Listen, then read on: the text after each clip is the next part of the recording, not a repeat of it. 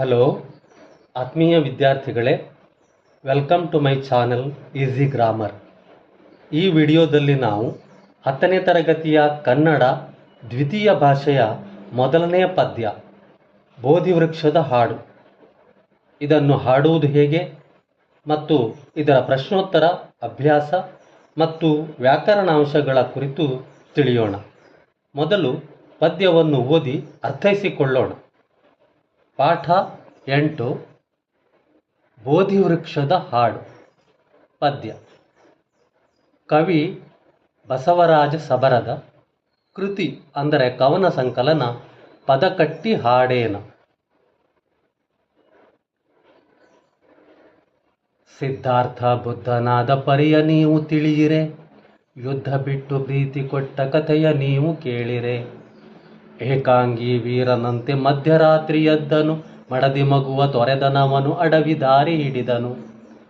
ಅರಮನೆಯ ಮೋಹವನ್ನು ಹರಿದು ಹಾಕಿ ಹೋದನು, ಗೊತ್ತು ಗುರಿಯೂ ಇಲ್ಲದಂತೆ ಕತ್ತಲಲ್ಲಿ ನಡೆದನು. ಕಾಡು ಕಾಡು ಅಲೆದ ಹೊಗೆ ನಾಡಿನರ್ಥ ಹೊಳೆಯಿತು, ಕೋಗಿಲೆಯ ಹಾಡದೊಂದು ದೂರದಿಂದ ಕೇಳಿತು.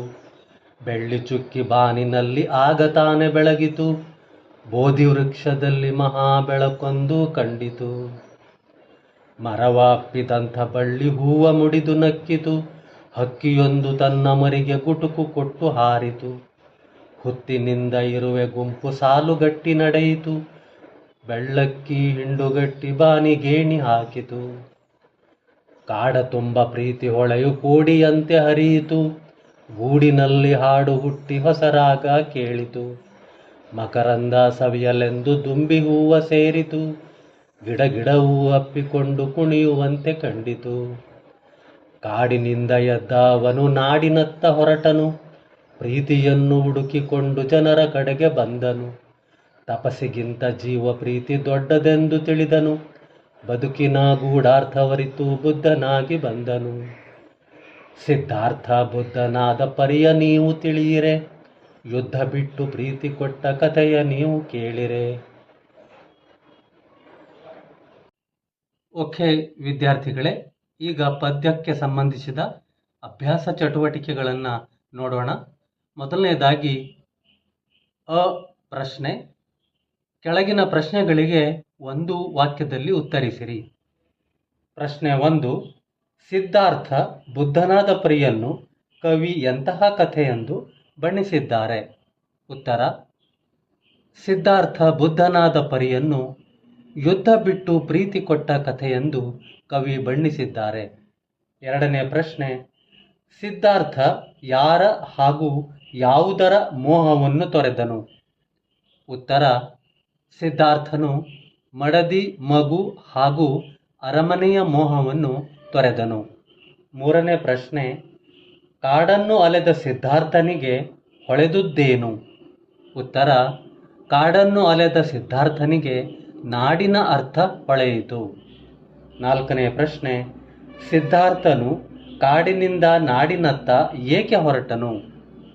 ಉತ್ತರ: ಸಿದ್ಧಾರ್ಥನು ಪ್ರೀತಿಯನ್ನು ಹುಡುಕಿಕೊಂಡು ಕಾಡಿನಿಂದ ನಾಡಿನತ್ತ ಹೊರಟನು. ಐದನೇ ಪ್ರಶ್ನೆ.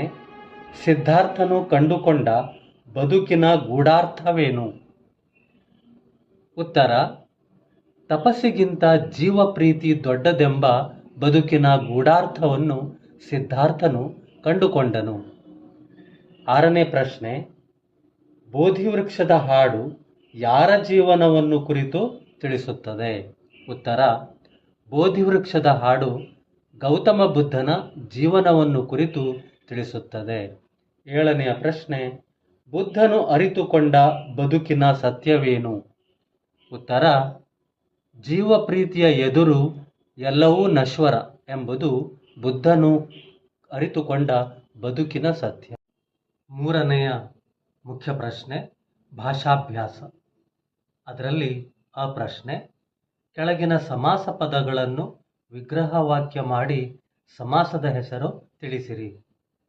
ಮೊದಲನೇ ಪದ ಮಧ್ಯರಾತ್ರಿ. ಇದನ್ನು ಬಿಡಿಸಿದಾಗ ರಾತ್ರಿಯ ಪ್ಲಸ್ ಮಧ್ಯ, ಇದು ಅಂಶಿ ಸಮಾಸ. ಅರಮನೆ, ಅರಸನ ಪ್ಲಸ್ ಮನೆ, ತತ್ಪುರುಷ ಸಮಾಸ. ಹೊಸ ರಾಗ, ಹೊಸದಾದ ಪ್ಲಸ್ ರಾಗ, ಕರ್ಮಧಾರೆಯ ಸಮಾಸ. ಹಿಂಡುಗಟ್ಟಿ, ಹಿಂಡನ್ನು ಪ್ಲಸ್ ಕಟ್ಟಿ, ಕ್ರಿಯಾ ಸಮಾಸ.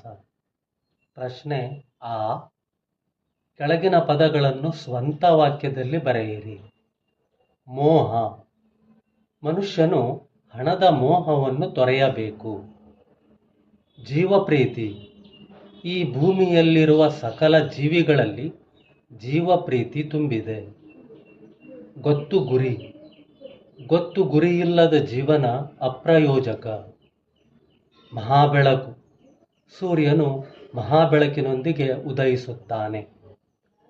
ಪ್ರಶ್ನೆ ಈ, ಕೆಳಗಿನ ಪದಗಳಿಗೆ ತತ್ಸಮ ತದ್ಭವ ರೂಪ ಬರೆಯಿರಿ. ತತ್ಸಮ ಅಂದರೆ ಸಂಸ್ಕೃತ ಪದ, ತದ್ಭವ ಅಂದರೆ ಕನ್ನಡ ಪದ.